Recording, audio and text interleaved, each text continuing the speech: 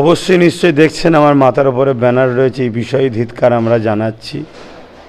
বড় দুর্ভাগ্যের বিষয়, আমার দেশে যেভাবে বর্ডার এলাকাতেই সন্ত্রাসী হামলাগুলো হতো, আজকে সেটা দেশের রাজধানীতে হচ্ছে। এটা আমাদের জন্য বড় ভয়ের কারণ এবং এটা আমাদের একজন সচেতন এবং দেশপ্রেমিক নাগরিক হিসাবে আমাদের জন্য বড় চিন্তার কারণ।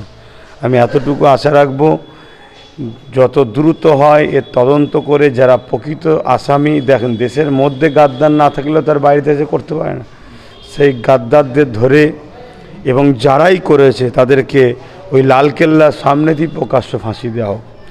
এবং ওই মোদি সাহেব বলবে আর অমিত শাহ বলবে যে একটাও ছাড়া হবে না, এর আগে অনেক শুনেছি একটাও ছাড়া হবে না।